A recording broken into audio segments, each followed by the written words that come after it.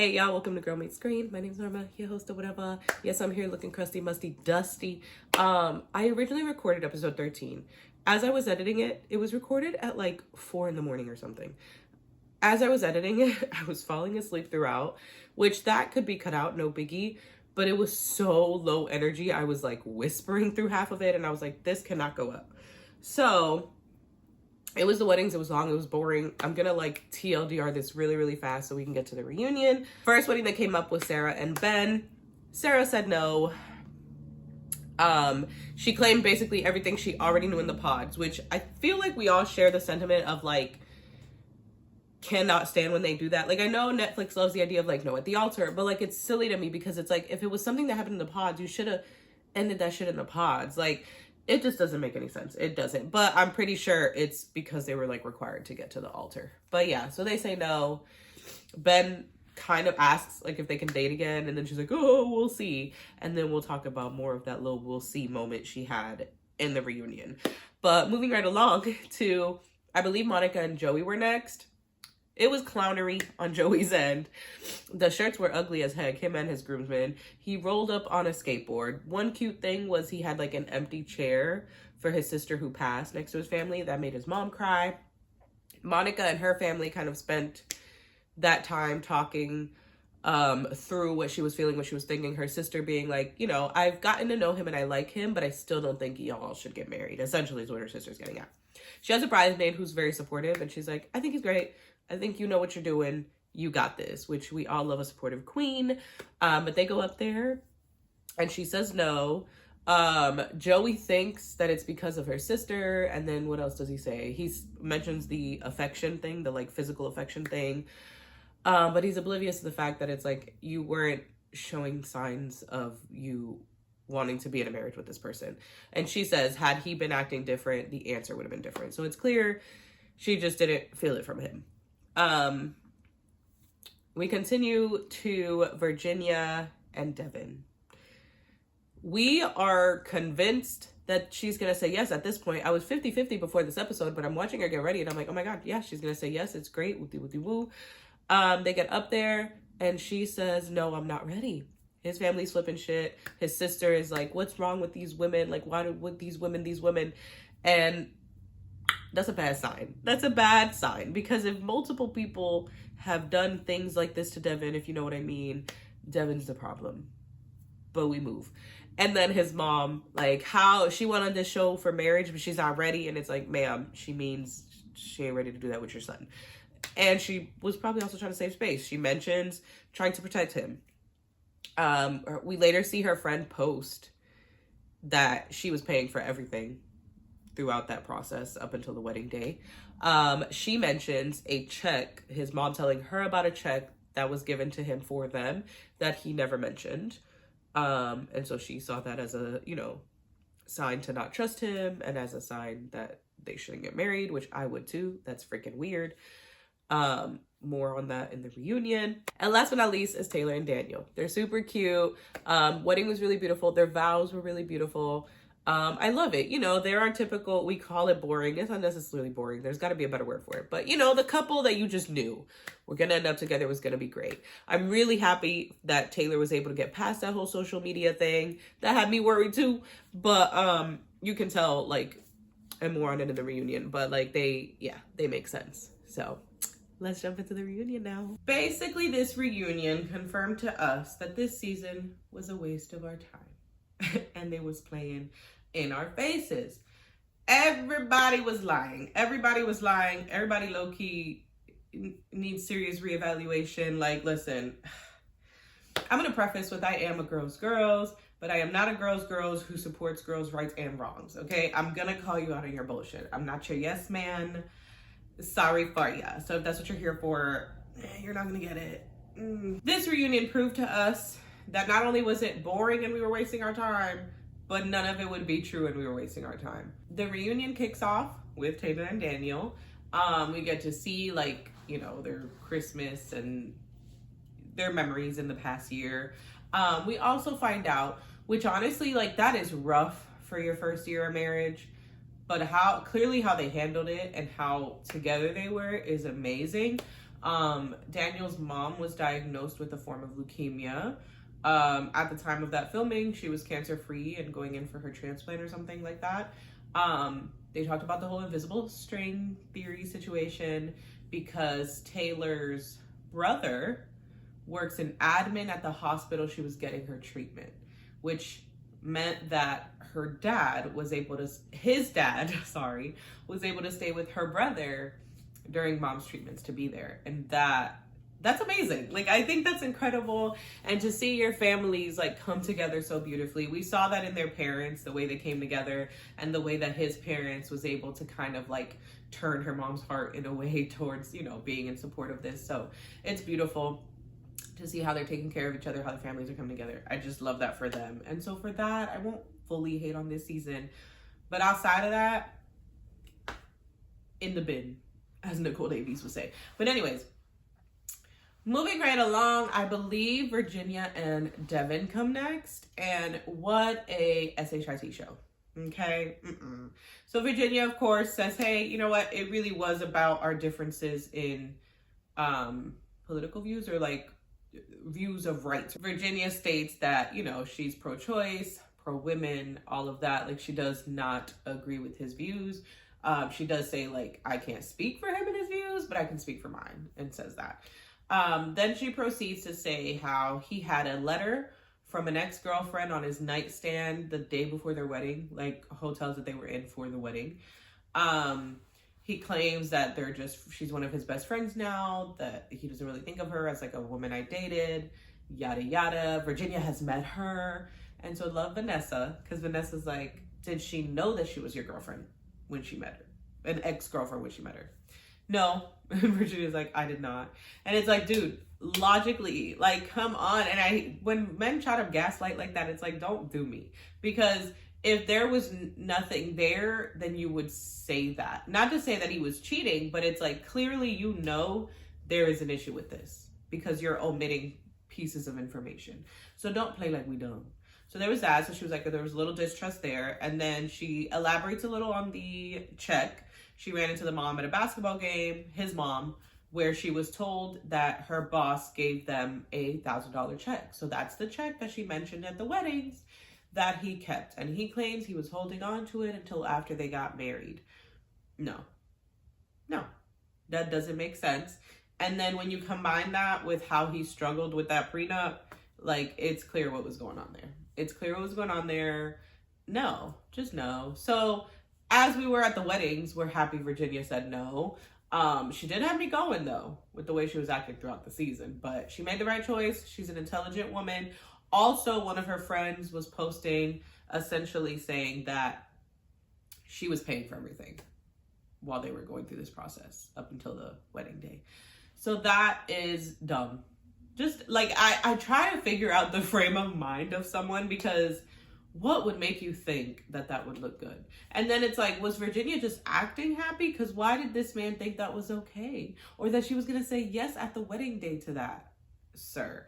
Also, something she mentioned that got me when it came to him, because Devin gave me very much the way he was presenting himself on the show was like, you know, those guys who are just like there for their girl, right? Like, it's like, if she's like, yeah, I just pulled into the driveway, gonna bring up the groceries, he would be like down the stairs bringing groceries with her. Like, if she says to do it, he's stepping in. She's washing dishes, here, I got you, I'll dry them off, or I'll put them in the rack for you while you do it. You know, kind of just like a jump in and help type of guy.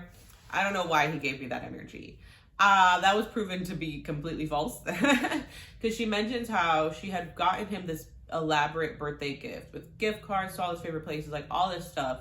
Asked him to come help her with it. He was like, you can do it. She was like, please just come help me with it. Goes to help her. When he sees what it is and they're done, he's like, oh, you could have done this yourself.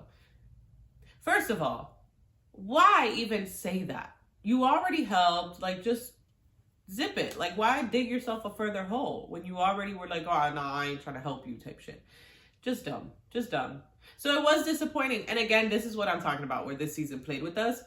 You'll notice the pattern that every single couple, it was basically all bull and a show for the show. Like, Virginia, I will say, to me, is the only woman that didn't like have much fault, if that makes sense, in the sense of like, I mean, she didn't marry him. Clearly, he knew, whether he will admit it or not, the things that she wasn't in agreement with, right? Because we saw a little bit of the conversation about politics, and it was clear who was on what side, right? I'm sure she expressed what that felt like of him not helping and then being like, you didn't need my help.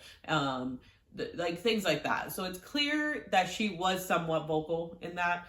And she didn't marry him. She didn't try to date him after the fact, clearly. So, like, good on that. Oh, forgot to add the whole, he's telling people she ghosted him when she didn't. That she tried to reach out to him for like a week, and he just kind of wouldn't react to the reaching out. Moving right along to who was next. I believe it was Monica and Joey.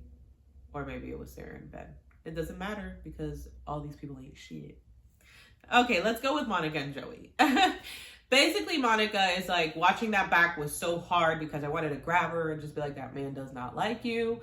She talks about how at that wedding, she's having all these tough conversations, all these tough feelings, you know, really struggling with what to do. And then you look at him and it's like one big party, right? Him and his friends are laughing and joking and playing around. And not to say that is what you want on your wedding day, but I understood what she meant. Like, it was clear he was so unserious about I mean, he rolled in on a skateboard.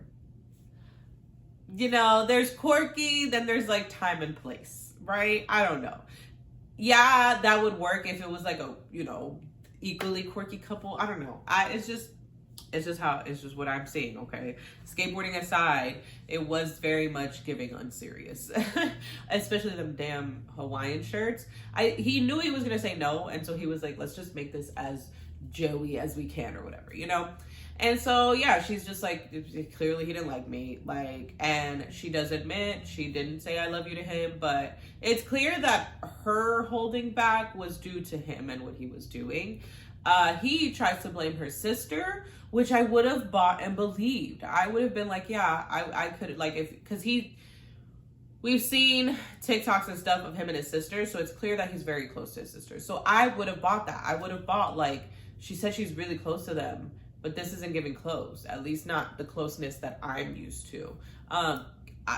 We've all, I'm sure, experienced that, where you're like, this family isn't like mine. However, with what proceeds, or with what comes next, because proceeds is not the right word, with what comes next, it is clear that that was just him trying to save his own butt, or like have a reason. Because basically she proceeds to say that one of the nights they're still together, ring on her finger, sleeping in the bed together. A lot of the cast was at the bars, and he messaged a former contestant, a flirty message. He tries to be like, oh, it was just friendly. I just like to keep up with my friends. But it was clearly a flirty message. And then it comes out that it was Madison, and that he said, like, love the pink hair, wish we would have got to talk more. In a different context, that might seem friendly. Not when you're engaged to someone and this was a person you were talking to with that capacity in mind. You get what I'm saying? You know what I'm saying. Also, he tries to deny it. Then we later find out that he told Monica that Madison was coming on to him and trying to, like, take him from her. Unhinged behavior. And yeah, so then he tries to deny it. I never said that. I don't know why Madison came up. I don't know. And Madison is like backing up Monica because she's like, dude, she wouldn't just like pick my name out of a hat and have this thing against me. Like, you clearly started it. She's like, not only that, but at one point at the bar, guys, this bar becomes a common theme. And I'm like, I'm going to need you guys to find different bars, because how did all this drama happen at a bar with the same people? Like, it's just, we'll get into it. But yeah, she's like, at the bar, you were like, I asked you, why would she think you and I were anything? And you were like, oh, she might have taken a joke seriously, or whatever he says. Because that's the thing. It's like, you started this, right? Like, she would have had no reason to like believe that. And per Madison, she didn't respond to that message about her pink hair, and they never had any interactions, probably other than hi and bye at a bar. So she's like, don't know where he got that from. So yeah, Joey went to shit, and he was a character that I was like, he's cool. Like, you just didn't like her. It happens. Move along. But now you're just a freaking pathological liar who needs help. Because not all these people with evidence and proof, and you're like, no, that didn't happen. No, she misunderstood. Get out of town. That is crazy. Moving on to Sarah and Ben. Basically, yeah, they said no. Sarah claims, because essentially, I think even Nick and Vanessa, but we're all thinking the same thing, which was what I said for the weddings. You knew this stuff in the pods. So what was the point of taking us on this journey to get up on that altar and say no because, and proceed to explain everything you knew in the pods? Things you were concerned about in the pods. She claims that the issue wasn't the views themselves. It was that he wasn't as open to talking about them, talking about them critically like he said he would be, I guess, is what she's getting at. Which I guess I can understand, but I don't know. Now, where I fall off is like what comes next about their story. It's clear to me that they are both like omitting information. Like we need more context, right? Because basically, Sarah claims they kept dating after the fact. They lived together essentially for like 2 weeks. She had some sort of like traveling nurse contract she had to finish out in Nashville. She had to be there for another 3 months. He agreed because his job is remote that he would go with her. So he was supposed to go anywhere from 2 weeks to 2 months. She was going to drive. He was going to meet her. She drove up there. Then when she got there, she saw that he took her off his Find My Friends. She's like, what the heck is up with that? Don't appreciate that. He messages her 3 different apologies, she states, right? So she's like, I don't know what happened there. Like, clearly that girl that was TikToking about him, there was more validity to that. That's what she says. Like, I would have believed her more seeing what happened now. He proceeds to say that he understood they were broken up when she left. So he kept Find My Friends on to make sure she made it safe. When he saw she made it safe, he took her off just like he would any other ex. Just cut it all off. A few things she claims, and Taylor and Madison confirm, she was on the phone with them throughout that drive, stating how he would be coming. Taylor was supposed to come visit, and she was telling Taylor that she wouldn't fit because he would be there, yada, yada, yada. Which, yeah, I guess that confirms that she believed it. I don't know that it confirms that it's like, that's what was happening, if that makes sense. Because where I'm confused is she doesn't flat out deny, like, no, we weren't together. Like, why are you saying we broke up? Why would we have broken up? It sounds to me like they got into some sort of argument that evening, and he took that argument as like, okay, we're done. And she thought of it, I guess, as just another argument, and that he would still be coming. Like, maybe in that argument, he didn't flat out say, or they didn't say or agree that he would not go. And so she assumed he would. I don't see what I mean. Like, there's something left out, because it does not make sense. Because not to say that Ben is a perfect man, but it seems to me like I believe him when he says, like, we were over as far as I knew. And because Madison says, like, that was not her interpretation of it. And that's where it's like, if you can't confirm, like, you can't be like, this is what that conversation was about. Why did you think we broke up, right? Like, that's, to me, logically, that's where my mind would go. Like, what do you mean we broke up? What about this conversation said we broke up? This is what happened, right? Because you've already spilled the beans of, like, you know, I thought we broke it up. I thought we weren't, yada, yada. Like, nothing in what she says is like, I don't know why you think we broke up, which is what I would be saying. If I'm saying my boyfriend just ghosted me and he was supposed to come live with me for a few months while I was working somewhere, and he's saying, I thought we broke up, I would be like, what made you think we broke up? Why would you think that? She's just harping on the fact that we had plans that you were coming to stay with me.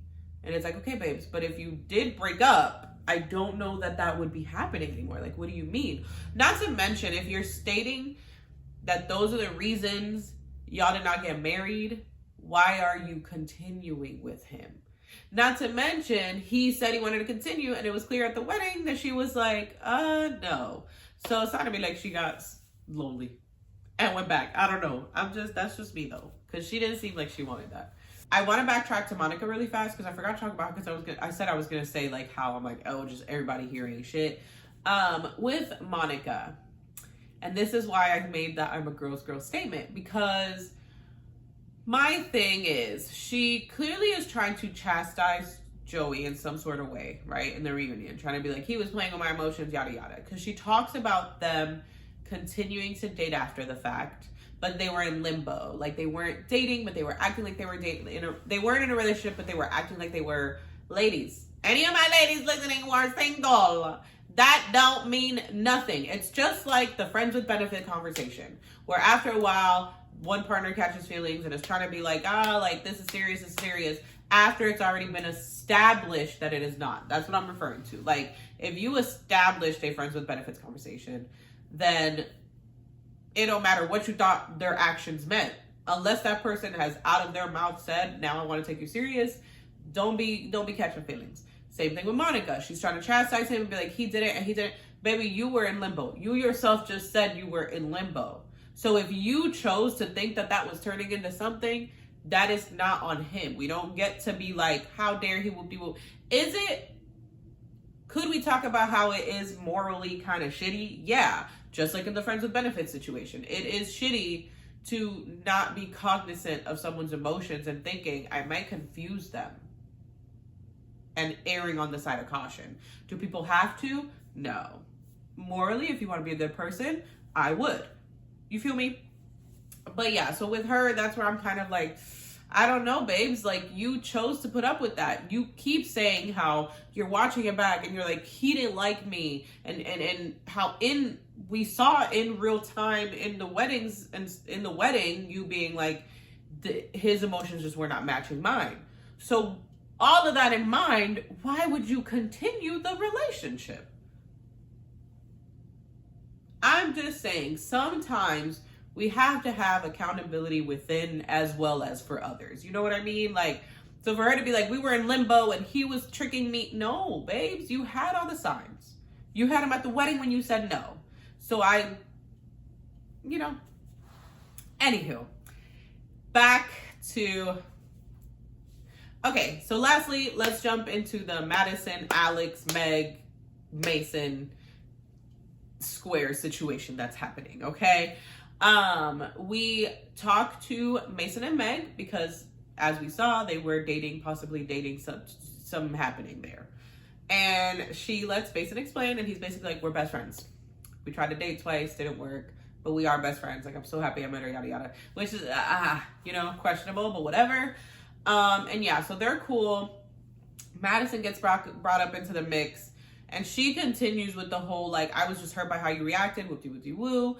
Mason is basically like, girl, cut the shit. I said she was my number one. Like, she was telling me, like, there's more than what we saw, essentially. He's like, she was saying how much she really liked him. Like, all of these reaffirming things. Then he mentions how he felt pressured to say that she was the one. And she's like, I didn't force you to do it. He's like, I didn't say forced. I said pressured, which I understand. She probably was making little digs or saying little things that made him feel like I'm going to lose her, or like I need to hurry up and make a decision. And essentially he's kind of like watching it back. I hate that I gave her all this energy when Meg deserved it because she's the one who really liked me. Then Meg kind of like jumps in towards Madison, kind of being like, you're giving him all this slack. Like, again, why does it matter? And like Meg and Alex were kind of saying the same thing, because Alex was like, I didn't understand why you were so upset when I'm the one you wanted. Like, you won. You got me who you wanted, which is how I felt as well. It was like, I don't really understand. And also, like, Mason wasn't mean or anything to her. So it seemed weird that she essentially was upset that his reaction wasn't big enough. Or his reaction wasn't to her liking. And like I mentioned in the video about those episodes, nobody she's one of those people who thinks that because I'm upset or because I'm mad at someone, you also need to be mad at that someone, or you also need to be upset with me. You're not allowed to see the reasoning in their side, which it's like, that's just not realistic. And I don't think you want people in your life like that. It's basically yes menning, right? Like, you're right. Everything you do is right. Everything you say is correct. Forget that other person. And Meg is just like, girl, like, you were coming at this man so hard. Like, I don't get why you didn't even want him. Like, let it go. She's like, no, like, I felt invalidated. Like, he tricked me. And you and I had discussions and realized that he was saying the same thing to both of us. It's clear that I don't think that was necessarily the case. I think what they probably did discuss and agree on was that he was liking them both. And he probably wasn't saying the same words, but the same things and the energy of I like you, right? Which was the case. He liked them both.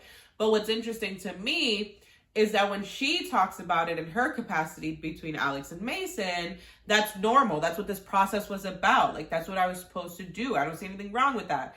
Then when she's talking about Mason, you were playing us. You were saying the same things to us. It's like, girl. And she does that a lot, where it's like, my side of things is fine. I was with Meg. I was looking out for her. Maybe I shouldn't have spoken for her, but I was looking out for her. Then when Meg says, hey, you're being XYZ, you're not allowed to speak for me. You can't talk for me. That's not okay. Girl, you was just doing it about her and saying that you should have and you could have, and sorry about the way you did it, but like, it's still true. Like, what are you talking about? Then she pulls out some receipts that I don't know that it confirms him saying they were weird. The receipts make it clear that her and Alex were poking fun at Meg and Mason in some capacity. So they do confirm that, but they were dumb. They were stupid. I know she thought it'd be cool. I'm like, did she like just watch the Ultimatum reunion? Like, what is this, girl? Like I said, I'm a girl's girl, but I take issue with women continuously trying to play the victim or trying to like, oh, women falling on the sword. Like, now that was a dig at Megan. That's the thing. I feel like people don't be catching when Madison be throwing digs, girl. Like, she posted all this stuff about when the cast meets up in that one episode, and she's like, they edited it out of order. They made it look like I was making faces at Mason when I really was making faces at Dave because me and Lauren were talking about Dave. It's like, girl, stop. That's not what happened, because we're seeing you throw digs and be shady. What did she say? Because in that, she posted about Meg and Mason. It was like, I love that for them or something. I forget what she posted, but it was shady. Like, it was clearly shady. And then, like, same thing at the reunion. It's like, in one breath, I'm so happy for them. I think they're great together. And then in another breath, it's like, he sucks and he's manipulative and he's this. And I don't know why it happened. That it's like, girl, I personally think that whether she subconsciously knows it or not, there's something in her that's upset with the idea that Mason came out of the pods, saw her and saw Meg, right? Because they all go on Instagram, find each other, whatever, and chose to like talk to Meg. Like, yeah, Meg reached out, but he could have been like, oh, whatever, and kept talking to Madison. I think she's low-key hurt that happened, whether she knows it or not.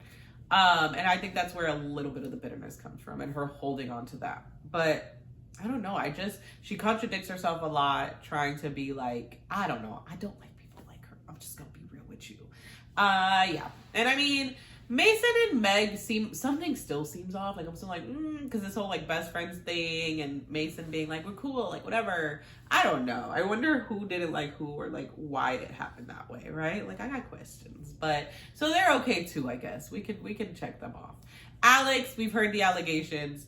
I'm inclined to believe them. I think it's disgusting. What is crazy to me, though, especially with all of Netflix's allegations, it is clear they knew about his allegations well before this show aired, because he was in last season's reunion. Him and another girl were like pointed out, like, look, these are season 8 cast, yada yada. He's smiling and waving and stuff. So like, anyone that's talking about him now would have seen that and started talking about him. That information was in the air. They still showed him in the season when they didn't necessarily have to, because his only connection was Madison, I think. So they could have just showed her connection with Mason. They chose to include him there. They chose to include him in the reunion, which you didn't really have to, especially now. We'll pretend you didn't know about the allegations till now. Why was he still in the reunion? That's a little bit crazy to me. Lastly, there's 2 more things, but throughout this reunion, they do like a top 5 Love is Blind moments. And who was it? I think it was Tammy. And I agree. Yeah, Tammy talks. I agree with her stance on this, where she was like, you have quite a few success stories. Top 5 should have came from that. Because I think 5th we had Megan Fox. Uncomfy Chelsea and Megan Fox. Number 4 was Taylor and what's his face from season 7.